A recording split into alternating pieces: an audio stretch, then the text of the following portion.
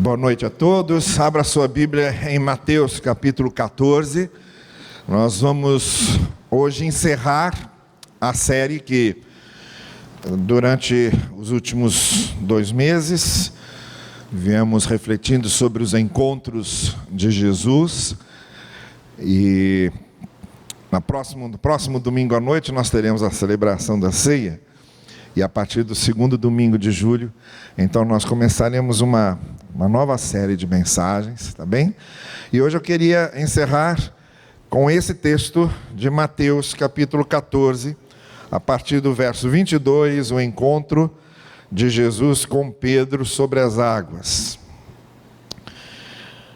Logo em seguida, Jesus insistiu com os discípulos para que entrassem no barco e fossem adiante dele para o outro lado, enquanto ele despedia a multidão. Tendo despedido a multidão, subiu sozinho ao monte para orar. Ao anoitecer, ele estava ali sozinho, mas o barco, com os discípulos, já estava a considerável distância da terra, fustigado pelas ondas, porque o vento soprava contra ele. Alta madrugada, Jesus dirigiu-se a eles, andando sobre o mar. Quando o viram andando sobre o mar, ficaram aterrorizados e disseram: é um fantasma, e gritaram de medo. Mas Jesus imediatamente lhes disse: coragem, sou eu, não tenham medo. Senhor, disse Pedro, se és tu, manda-me ir ao teu encontro por sobre as águas. Venha, respondeu ele. Então Pedro saiu do barco, andou sobre a água e foi na direção de Jesus. Mas quando reparou no vento, ficou com medo e, começando a afundar, gritou: Senhor, salva-me. Imediatamente Jesus estendeu a mão e o segurou. E disse: homem de pequena fé, por que você duvidou? Quando entraram no barco, o vento cessou. Então os que estavam no barco o adoraram, dizendo: verdadeiramente, tu és o Filho de Deus. Que o Senhor abençoe assim a leitura da sua palavra. Eu acredito que nesse encontro de Jesus com Pedro, um texto muito conhecido, você com certeza, pelo menos aqueles que já têm uma intimidade maior com a palavra e já estudam a palavra de Deus, ou mesmo aqueles que comumente costumam ouvir mensagens nas igrejas a que pertencem, nos cultos que frequentam, com certeza, em algum momento você já ouviu referências a esse texto pelo menos 1 ou 2 vezes. É um texto muito conhecido. Há pelo menos 2 tipos de narrativa nesse estilo. A primeira é a de os discípulos no barco, Jesus com eles no barco, a tempestade acontecendo, Jesus acalmando a tempestade. E o segundo tipo da narrativa é eles no barco, sozinhos, sem Jesus, e depois Jesus vindo, se encontrando com eles e também acalmando a tempestade. Então, de alguma forma, em algum momento, ou dos textos que se referem a Jesus com eles no barco, no meio da tempestade, ou esse texto em que Jesus anda sobre as águas e se encontra com os discípulos, era uma rotina, essa travessia, pelo que eles chamam de mar, normalmente, mas o apelido do lago da Galileia era mar, por causa da sua extensão, de ser um lago muito grande, de muitos quilômetros, a ponto de um lado, de uma margem do lago, não se ver a outra margem. Então, como Jesus andava por aquelas circunvizinhanças, pelas cidades que havia ali à beira do lago da Galileia, quando ele queria ter acesso a uma dessas cidades, ele atravessava o lago para que pudesse pregar o evangelho nas cidades as quais ele alcançava através da travessia do lago. Então, como era muito comum essa travessia, também nos evangelhos nós encontramos esses textos do que aconteceu nesses episódios de Cristo atravessando o mar. Esse, muito especialmente, do capítulo 14, traz a referência muito específica do encontro de Jesus com Pedro. E da maneira como nesse encontro de Jesus com Pedro sobre as águas, algumas coisas ficaram ali estabelecidas, que servem para a gente, que servem para a nossa vida, se nós pegarmos o que nesse texto há de metáfora. A metáfora do lago como uma metáfora da vida. A metáfora da travessia do lago como uma metáfora de nós transitando, vivendo e atravessando a vida. A metáfora da tempestade no lago como uma metáfora das dificuldades que a gente enfrenta na vida, das aflições que enfrentamos na vida. Então, esse texto possui não só a narrativa do evento em si, mas, como eu já tenho dito aqui, o mais importante do que a narrativa do evento em si são as entrelinhas, são as imagens metafóricas que esse texto pode ser usado para se referir e ser aplicado na nossa realidade do dia a dia. Nós não temos um lago da Galileia, nós não temos um barquinho de verdade que usamos para atravessá-lo, mas vivemos e atravessamos os nossos lagos e também enfrentamos as nossas tempestades. E é nesse sentido que a gente quer usar esse texto essa noite. Mas principalmente apontando 3 coisas. 3 referências que eu acho muito importantes devem ser feitas a respeito desse episódio. A primeira é a seguinte: o Senhor Jesus Cristo manda os discípulos atravessarem o barco, manda os discípulos encararem o lago, manda os discípulos enfrentarem a tempestade.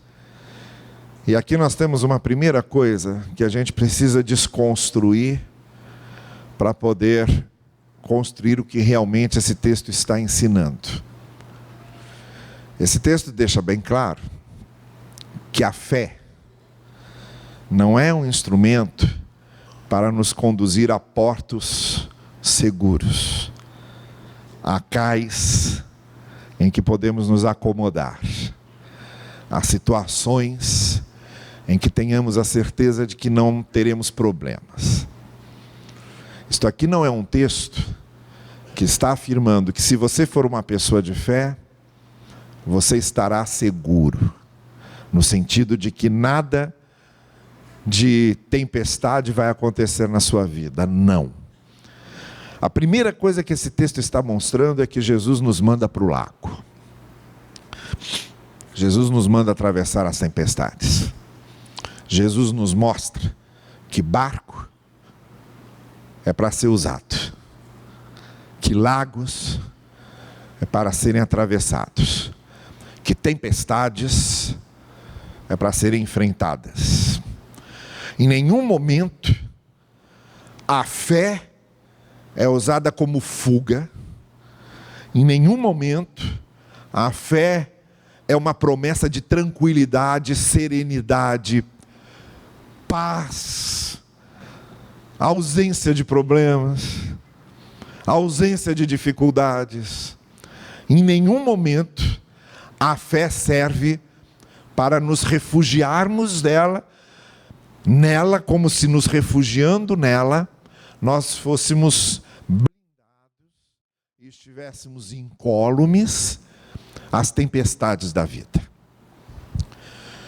Numa outra palavra de Jesus, no Sermão do Monte, encerrando o Sermão do Monte, ele fala de 2 construções, uma sobre a rocha e outra sobre a areia. E as 2 construções, as tempestades bateram.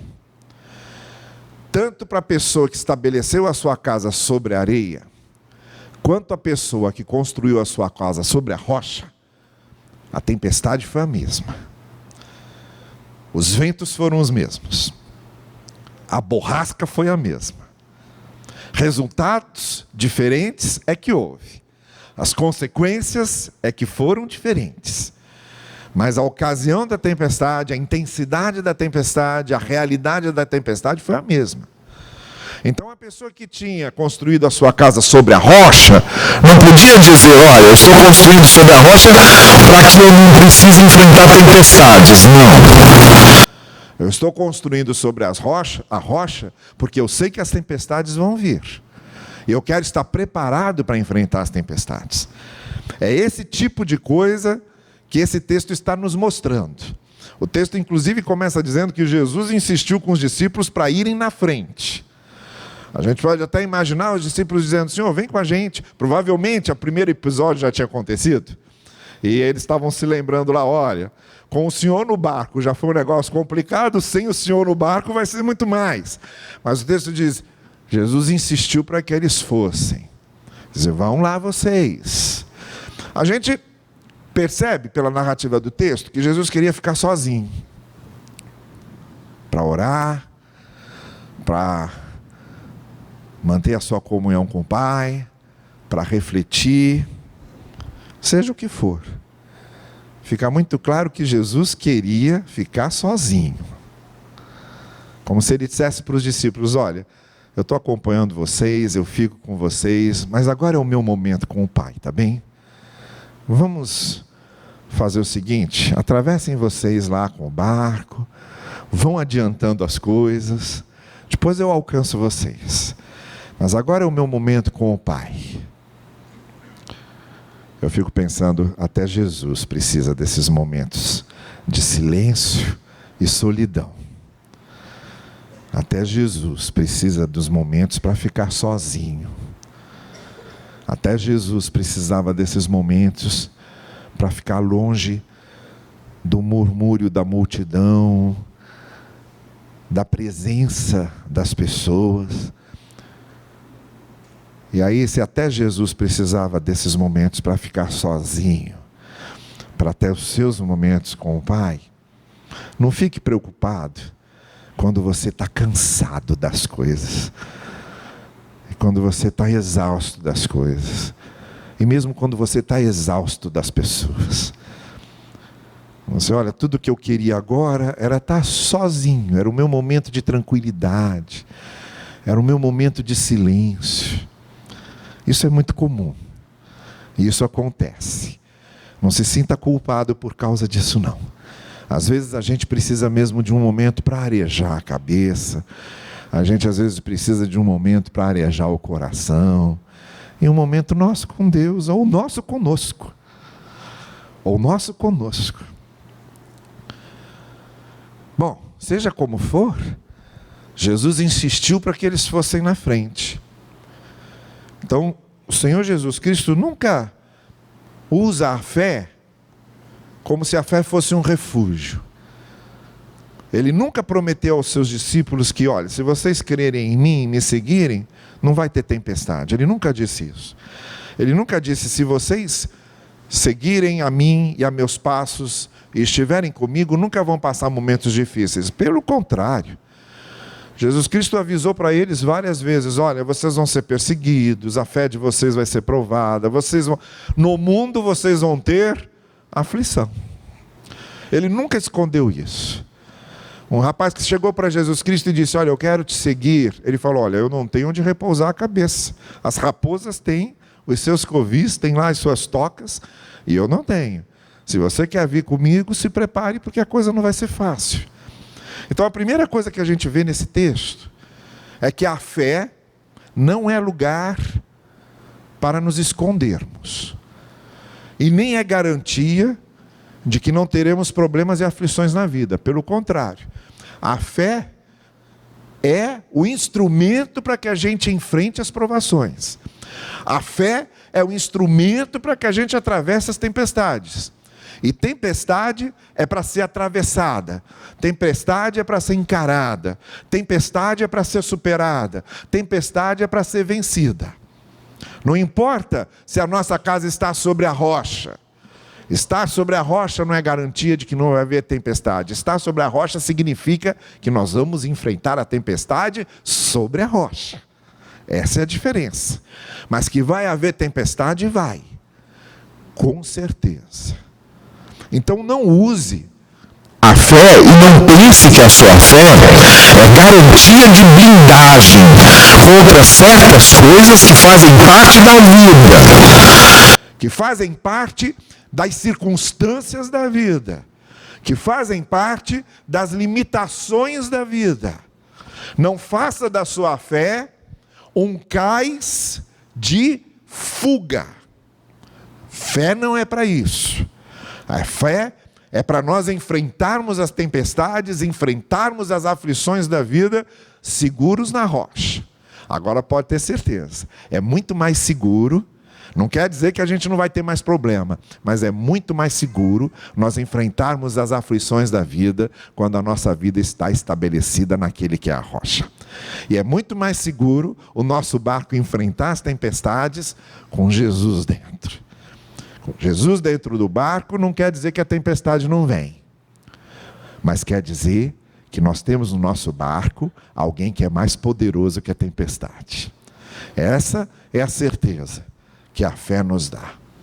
Então essa é a primeira coisa que a gente nota. Olha, vão lá. Encarem o que precisam encarar. Vivam o que precisam viver. Façam o que precisam fazer.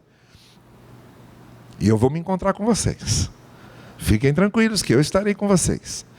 Mas façam. E enfrentem.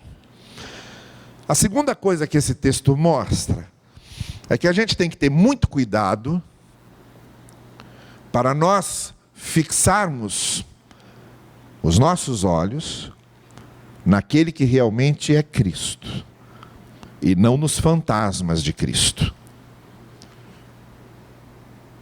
Esse texto nos alerta que o que nos dá segurança é a nossa comunhão, é a nossa experiência com o Senhor Jesus, com o verdadeiro Senhor Jesus e com a pessoa de Jesus, e não com aquilo que se fala a respeito dele e que não é ele.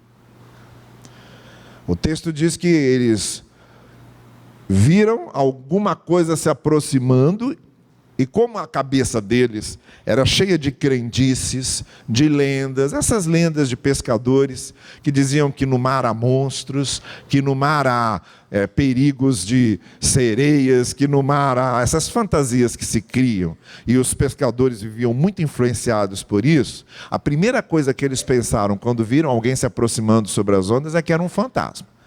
Então todos os seus medos se acirraram, porque os medos se acirram quando a gente focaliza algo que não é Cristo, mas é a caricatura de Cristo. E quando a gente, em vez de ver Cristo, está vendo a caricatura de Cristo, está vendo uma deformação do que é Cristo de fato, a gente vai sentir medo, a gente vai ficar angustiado. Porque o que nos dá segurança, o que enraiza a nossa vida, o que nos dá paz verdadeira, é quando nós temos comunhão com o Cristo verdadeiro, e não com as nossas ideias sobre o Cristo, ou com as crendices sobre Cristo.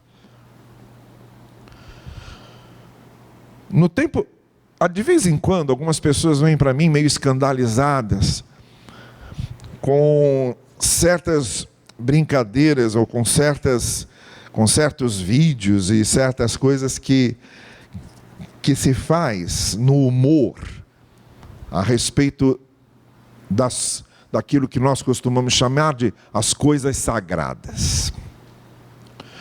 Isso não é de hoje que acontece. Na época que o Chico Anísio fazia muito sucesso, o Chico Anísio criou um personagem que era o Tintones, que era um pastor, e ele mostrava ali tudo o que acontecia, em cima do Jim Jones, que foi um episódio trágico, de 800 pessoas se matando, seguidoras lá do Jim Jones, na década de 70. Aí de vez em quando vinha alguém para mim e ficava escandalizado. Como é que o Chico Anísio podia fazer brincadeira com aquilo? Eu falei, ele não está fazendo brincadeira com as coisas sagradas. Ele está fazendo brincadeira com as caricaturas que fizeram das coisas sagradas. ele não está ridicularizando o sagrado. Ele está ridicularizando essas ideias que fizeram do sagrado. E muitos comediantes hoje têm razão nas brincadeiras que fazem. Porque se hoje existe um grupo que está fazendo caricaturas de Deus e do Evangelho, mais do que qualquer outro grupo que eu conheço, é o grupo dos evangélicos. Se tem hoje gente fazendo caricatura de Deus e caricatura do Evangelho, são certos grupos evangélicos. E aí o pessoal do humor começa a fazer humor com as caricaturas das coisas sagradas e não com as coisas sagradas. E eu particularmente acho extremamente saudável. Porque a gente precisa mesmo, quando faz caricatura do Evangelho, ser ridicularizado pelas caricaturas que a gente faz do Evangelho. Para que a gente acorde. Para que a gente veja a imagem que a gente está passando. Tem muita gente hoje que não está mantendo os olhos em Cristo, está mantendo os olhos numa caricatura de Cristo. E tem um monte de pregadores fazendo caricaturas de Cristo e de Deus. Tem um monte de pregadores fazendo caricaturas das coisas sagradas.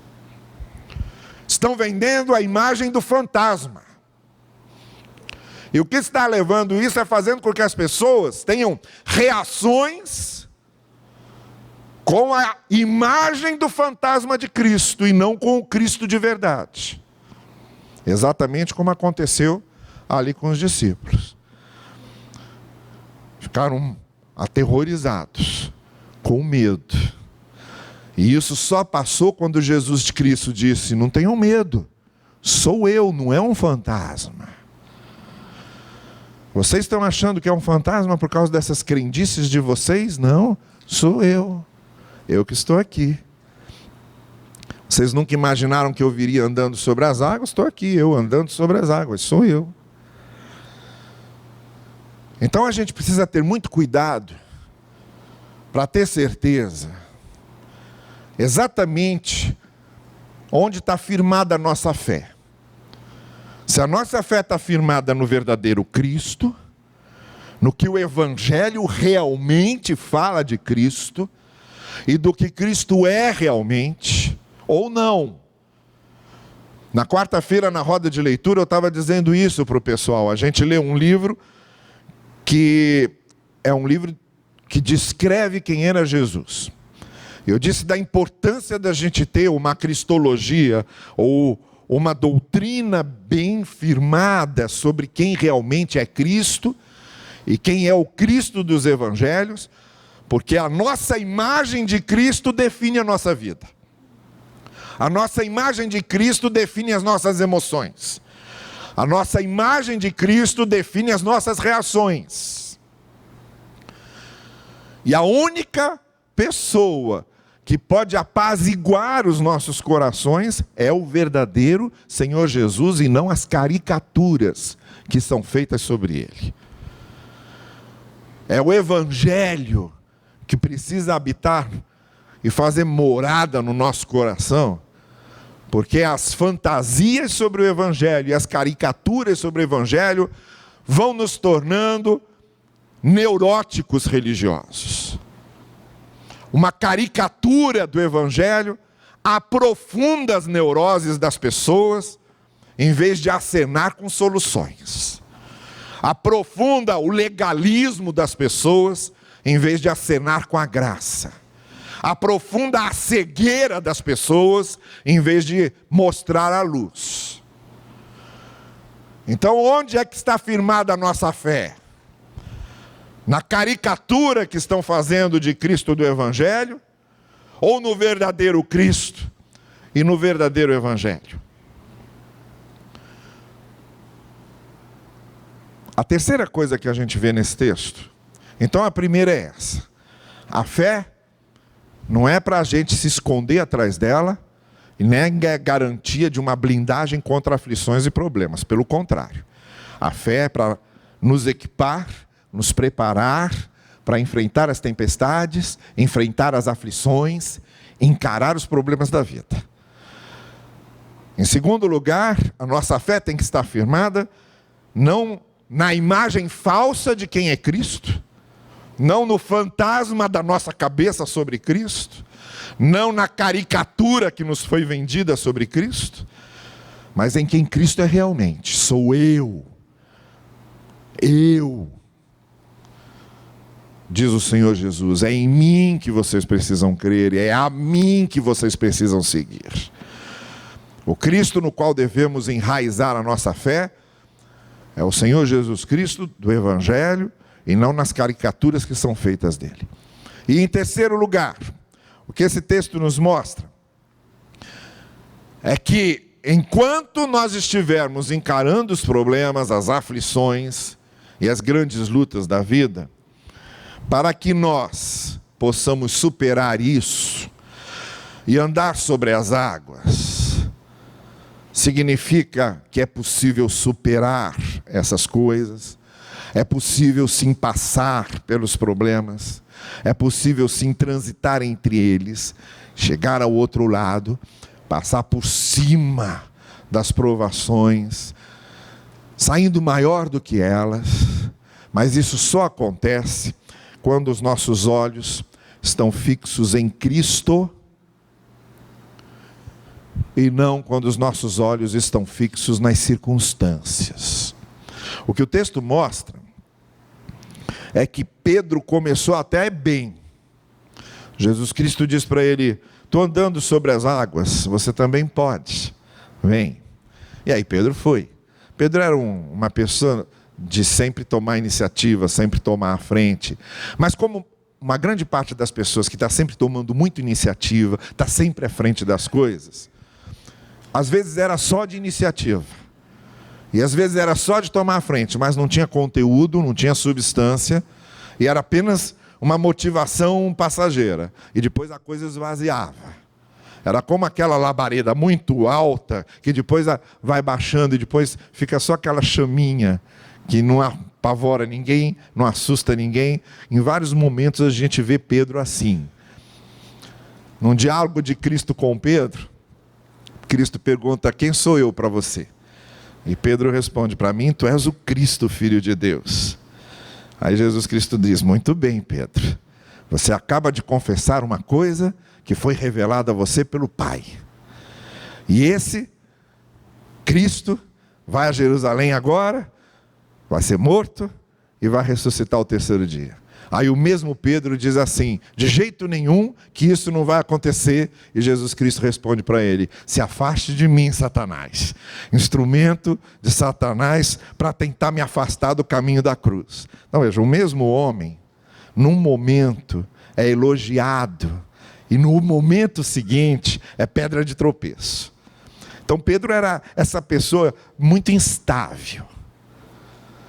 E ali também mostrou uma grande instabilidade. Primeiro, vamos lá, vamos embora. É para andar sobre as ondas, é comigo mesmo. Sou especialista nisso. Cristo diz, vem. E ele sai do barco. E até que comece bem. Aí o texto diz o seguinte. Aí ele para de olhar para Jesus e começa a olhar para o tamanho das ondas. Começa a olhar para a fúria das águas. Começa a olhar para a força dos ventos. E aí quando ele tira os olhos de Jesus e começa a olhar para as ameaças das circunstâncias, ele se desequilibra. A gente se desequilibra quando a gente tira os olhos de Cristo. A gente se desequilibra quando Cristo deixa de ser o referencial. Então aqui nós temos uma coisa que se completa àquela primeira que nós dissemos. O Evangelho não é garantia de que não vamos enfrentar problemas, aflições e tribulações. Mas ele é garantia de que se nossa referência for Cristo, e nossos olhos estiverem fixados em Cristo, a gente atravessa isso e supera. A gente encara isso, enfrenta isso e sai maior. A gente enfrenta isso, atravessa isso e vence. Mas é preciso que a referência seja Cristo. Os nossos olhos precisam estar pousados naquele que pode realmente nos dar segurança.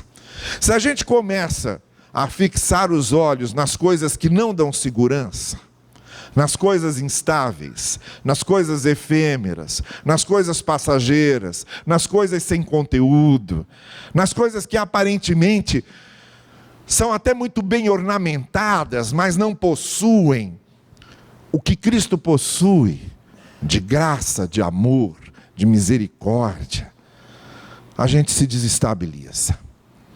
O segredo do texto aqui é o seguinte: é justamente porque essa vida é uma vida de ondas e de tempestades, que o nosso olhar tem que estar no farol.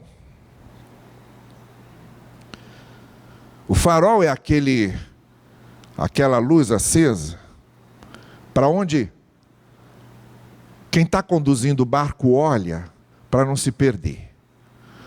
E quando está olhando o farol, que é a referência, ele retoma o rumo.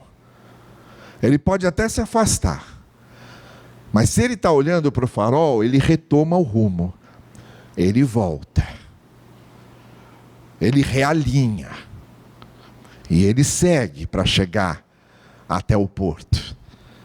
Cristo tem essa função na nossa vida e nas tempestades que atravessamos, desse farol que é a referência, que faz com que a gente, se estiver se afastando, se realinha, que faz com que a gente, se estiver enfraquecendo, se fortaleça, se faz com que a gente, se estiver se sentindo derrotado, se renove, que faz com que a gente, em vez de se tornar amargurado e ressentido com os problemas da vida, a gente tenha paz e tenha segurança.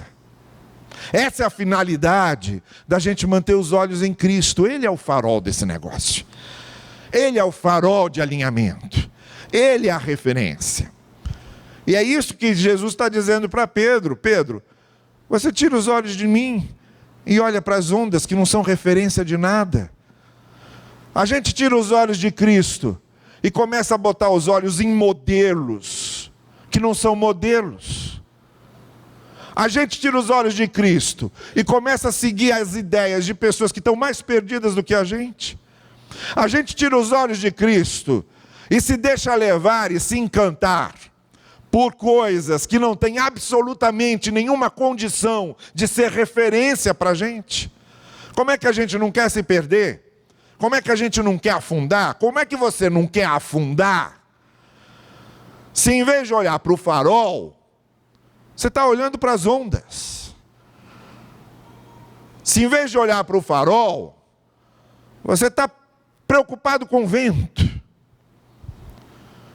Normalmente, quando uma pessoa afunda, é porque ela tirou os olhos de Jesus e perdeu a referência.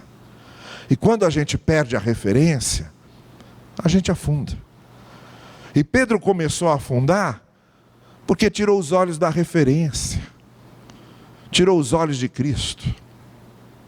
Então, em nenhum momento Jesus Cristo disse que não teríamos tribulações na vida, mas ele deixa bem claro que a gente afunda se não atravessar essas tribulações com os olhos nele, naquilo que ele ensinou, naquilo que ele passou, na inspiração que ele é, na renovação das forças que ele é. Então não tem jeito. Ou ele é o farol disso, ou a gente afunda e se perde. Homem de pouca fé, disse Jesus para Pedro. E aqui significa que, embora ele, na palavra apenas dizia que estava com os olhos de Jesus, na realidade não estava. Não adianta ter só um discurso. Não adianta ter só um discurso. É preciso que de fato o seu coração e a sua fé estejam firmadas em Cristo. É esse o encontro que Jesus tem com Pedro. E ali, depois sim, de tirar Pedro do momento que ele estava afundando, e aí eles entram no barco, e aí Cristo acalma a tempestade, como já tinha acontecido no primeiro evento. O que esse texto está aí nos mostrando é isso. Em primeiro lugar, então, só para a gente retomar, o texto está nos mostrando que eu não tenho fé para me garantir que eu não terei lutas. Eu tenho fé para que eu atravesse essas lutas e consiga superá-las. A outra coisa que esse texto está mostrando é que eu não posso firmar a minha fé e a minha confiança nas caricaturas de Jesus, nos fantasmas sobre Cristo. Eu preciso firmar a minha fé e a minha confiança em Cristo e no que Ele é realmente e no que o Evangelho nos mostra sobre Ele. E a terceira coisa que esse texto está mostrando é que se eu desvio os meus olhos da referência que Cristo é e começo a olhar para as ondas em volta, eu me perco, eu me desestabilizo, eu perco a referência e começo a afundar. Quem me faz andar sobre as ondas e superar as tribulações inevitáveis é Cristo. Quem me mantém sobre as ondas e me conduz para onde Ele quer me conduzir é Cristo. Quem faz com que eu cresça e desenvolva a minha fé nos momentos difíceis da minha vida é Cristo. É Ele que está nesse processo. O meu barco, como todos os outros barcos, está no lago e vai enfrentar tempestades. Mas o meu barco, se tiver Cristo, eu posso andar sobre as ondas, posso superar esses momentos difíceis e posso sair maior do que eu era. É essa a garantia do Evangelho. A garantia do Evangelho, e a pergunta que o Evangelho faz é: como é que você está fazendo com isso? Onde é que está enraizada a sua fé? Em quem é que o seu coração está descansando? De que maneira você está no seu barco, sozinho ou com Cristo? Quem é a referência da sua vida? É isso que o Evangelho está perguntando essa noite. E essa noite eu estou convidando você a ter uma experiência com essa referência verdadeira, em colocar a sua fé no Senhor Jesus, em deixar o Senhor Jesus ser o piloto do seu barco, o condutor do seu barco, em andar sobre as ondas com o Senhor Jesus, não em fugir das provações, mas enfrentá-las, porque elas fazem parte da vida, com a certeza de que segurando a sua mão, está a mão daquele que ressuscitou dos mortos. É isso que eu estou convidando você a experimentar essa noite, a colocar o seu coração no Senhor Jesus, a construir a sua casa sobre a rocha. E como disse Jesus, a casa que está sobre a rocha, os ventos batem, as ondas vêm, mas ela permanece, não por causa dela, mas porque ela está sobre a rocha. Vamos ficar em pé e vamos cantar com o pessoal que vai nos conduzir agora nesse cântico. E enquanto a gente está cantando, eu queria pedir a você que, se o Espírito de Deus está falando com você essa noite, se nessa noite você está dizendo: olha, eu quero colocar a minha vida nas mãos de Cristo, eu quero ter Jesus no meu barco, eu quero colocar a minha fé em Cristo como meu referencial, eu quero enfrentar as tribulações da vida, as aflições da vida, com a certeza de que o Senhor Jesus está me conduzindo. Eu quero que o Senhor Jesus esteja do meu lado, e eu quero confiar na condução que Ele está dando a tudo isso. Se nessa noite você quer isso, enquanto a gente estiver cantando, eu vou pedir para que você saia do seu lugar, venha aqui à frente que eu quero orar por você, e vamos juntos aos pés do Senhor, colocar as nossas vidas nas mãos do Senhor, no altar do Senhor e na graça do Senhor. Vamos cantar, e aqueles que quiserem essa noite dizer: sim, é isso que eu quero a minha vida nas mãos de Cristo, meu coração em Cristo, minha referência em Cristo, meu barco conduzido por Cristo, vem aqui à frente que eu quero orar por você.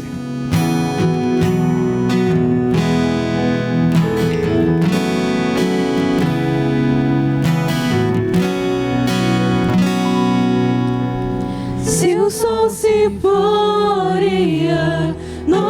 enxergar, tu és quem me guia. Se a tempestade me alcançar, tu és meu abrigo. Se o mar me submergir, a tua mão me traz à tona pra respirar e me faz andar sobre as águas.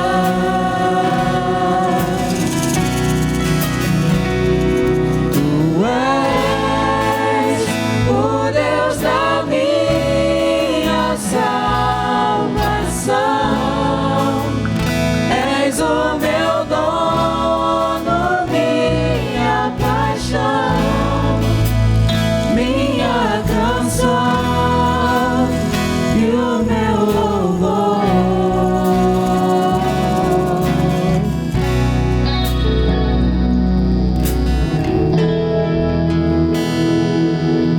Vamos dar as nossas mãos e vamos orar. Depois que nós orarmos, o pessoal do louvor vai nos conduzir no final do cântico e vamos encerrar o nosso culto. E agora que o amor de Deus, o nosso eterno Pai Celestial, a graça do Senhor Jesus Cristo, a esperança nossa e a presença do Santo Espírito de Deus sejam conosco hoje e todos os dias.